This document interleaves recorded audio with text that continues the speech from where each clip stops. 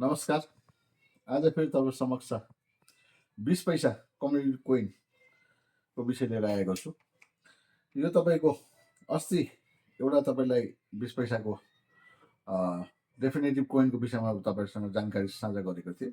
आज त्यसरी नै 20 पैसाको कम्युनिटी कोइनको विषयमा तपाईँलाई जानकारी साझा गर्नेछु। र यसमा पनि तपाईँको दुई प्रकारको कम्युनिटी कोइन बनिएको थियो, भारत सरकारले बनाएको थियो। आज त्यही विषयमा त्यो 20 पैसाको तपाईँले वर्तमानमा कति पाउनुहुन्छ त्यही विषय लिएर आज यो भिडियो सुरु गर्दैछु। आजको प्रथम कोइन सन् 1969 सालमा भारत सरकारले बम्बे, कलकत्ता अनि हैदराबादमा यो तीनटा मिन्टबाट इस्यु गरेको। मेटल थियो यसको एल्युमिनियम ब्रोन्ज, वेट थियो 4.5 ग्राम, साइज यसको 22 mm, सेप चाहिँ सर्कुलर। भारतको तीनटा मिन्टबाट बनेको यो कोइन बम्बे, कलकत्ता, हैदराबाद। यो तीनटै मिन्टको महात्मा गान्धीको पोर्ट्रेट भएको यो कोइन एउटा कमन क्याटेगोरीको कोइन हो, जसको तपाईँले 5 रुपियाँदेखि 25 रुपियाँसम्म तपाईँले पर कोइन तपाईँले एउटा कोइनको पाउन सक्नुहुन्छ।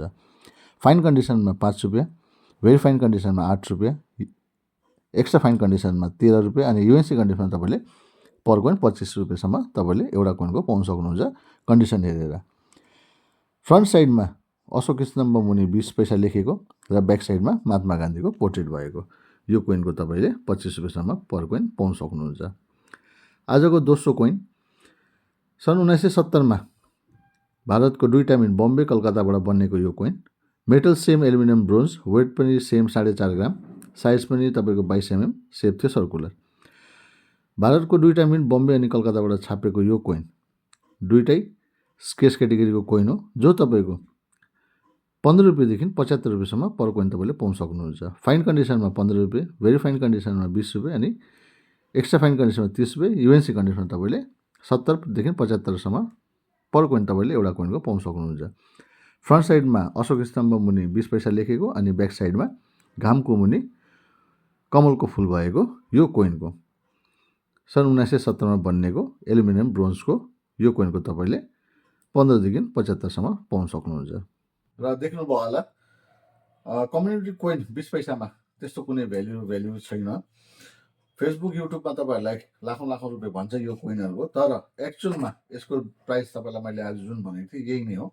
हार्डली तपाईँको 50-60 रुपियाँदेखि 70 रुपियाँसम्म तपाईँले पर कोइन पाउनुहुन्छ, त्यो पनि युएनसी कन्डिसनमा। र कुनै पनि भुलमा नपर्नुहोस् होला, कुनै पनि युट्युब, फेसबुकको लाख रुपियाँको कुरा विश्वास नगर्नुहोस्। यो तपाईँ सबैलाई फसाउने र फ्रड हुने धेरै चान्सेस हुन्छ यसमा। र मैले जुन तपाईँहरूलाई कोइनको विषयमा भन्दैछु र यसको प्राइसको विषयमा भन्दैछु, यो तपाईँको सम्पूर्ण 2024देखि 2025को जुन प्राइस रेन्ज छ पर बुक, त्यो हिसाबमा म तपाईँहरूलाई यो कुरा गर्छु।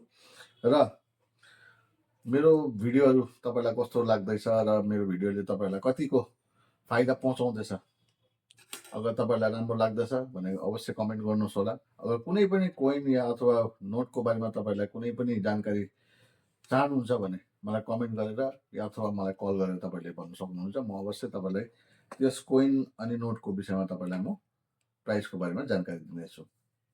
र नेक्स्ट टाइम फेरि अर्को कुनै कोइनको बारेमा जानकारी लिएर आउनेछु। तबसम्म धन्यवाद।